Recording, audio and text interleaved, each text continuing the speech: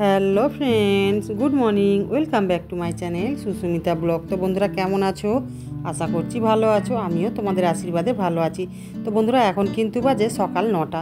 তো দেখো আশিবাসি সমস্ত কাজকর্ম সেরে জামা কাপড়গুলো কেচে মেলে দিয়েছি। শাড়িটা দেখেই বুঝতে পারছো যে আগের দিন পরে আমি অফিস গিয়েছিলাম। আর এপাশে দেখছো এই বাটা মাছ সপাঁচেকের মতো কিনেছি। আসলে কদিন ভোর না একটু মাছ নেই, আর আমিও কিনতে যেতে পারিনি, অনেকটা দূর, সময় পাইনি।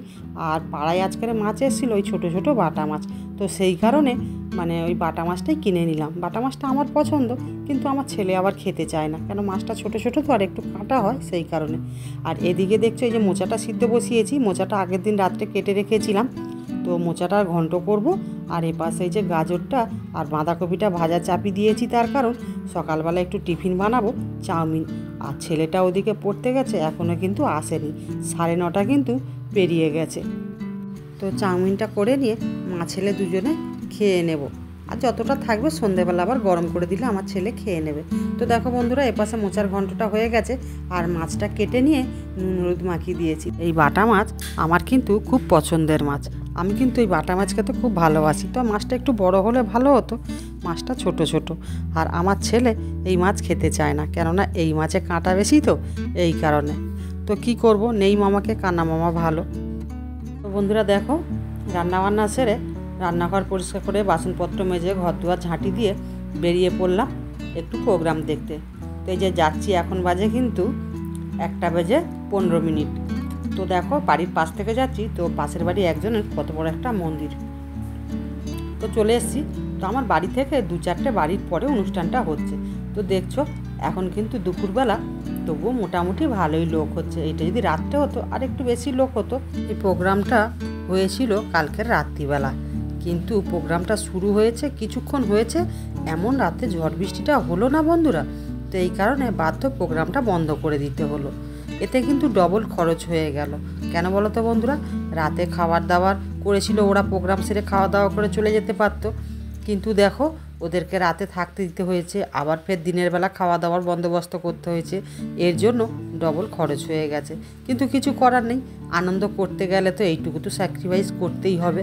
তো এই প্রোগ্রামটা রাতে আর হয়নি বৃষ্টি হওয়ার কারণে, তো এই দিনের বেলা প্রোগ্রামটা শুরু করেছে।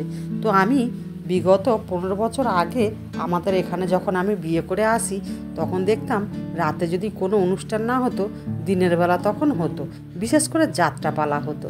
তো 15 বছর পরে আবার আমি দেখছি যে স্টেজ ফাংশান দিনের বেলা হচ্ছে। তো কিছু করার নেই, প্রাকৃতিক দুর্যোগের জন্য এরকম এক একটা পরিস্থিতি পড়ে যায়। তো এখনও কিন্তু আকাশে মেঘ কিন্তু ভালো নয়, গুড়গুড় করছে, ঝোড়ো হাওয়া বইছে। তো কখন বলতে কখন মেঘ উঠবে কিন্তু বলা যাচ্ছে না। প্রোগ্রামটা অনেকটাই শেষ হয়ে এসছে, কেন প্রোগ্রামটা শুরু হয়েছে 11টা থেকে, আর এখন বাজে 2টো। তো জোর হয়তো আর 1 ঘন্টার মতো হবে প্রোগ্রামটা। আর এক জায়গায় যে কদিন আগে যে পুজোটা শেষ হলো না বন্ধুরা, তো ওখানেও সেই তাই। তো ওনাদের তো শেষ হতে তবে এই পুজোটা শুরু হয়েছে। তো ওনাদেরও প্রোগ্রাম হওয়ার সময় রাতে ওরকম কি ঝড় বৃষ্টি, তো ওনাদের ওটা ক্যান্সেল করেই দিয়েছে, ওনারা দিনের বেলা প্রোগ্রামটা করেনি।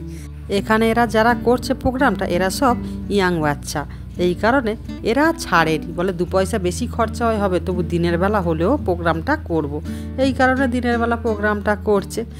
তো বন্ধুরা প্রোগ্রামটা অনেকটাই শেষের পথে। তো আমি এবার বাড়ির দিকে যাব, গিয়ে খাওয়া দাওয়া করব। তো এখন কিন্তু 2:45 মতো বাজে। তো বন্ধুরা ভিডিওটা যদি ভালো লেগে থাকে, like comment share and subscribe করতে ভুলবে না। আর একটা কথা, মানুষ মাত্রে ভুল হয়, যদি কিছু ভুল হয়ে থাকে ক্ষমা করে দিও। তো বন্ধুরা দেখো বাড়িতে চলে এসেছি।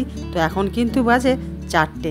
তো এত মেঘ উঠেছে দেখো, খাওয়া দাওয়া করে বাসন ধুয়ে তো বিকেলের কাজ সেরে উঠতে পারছি না, প্রচণ্ড মেঘ উঠেছে। তো বন্ধুরা ভিডিওটা আজ এই পর্যন্ত। সবাই ভালো থেকো, সুস্থ থেকো, টাটা।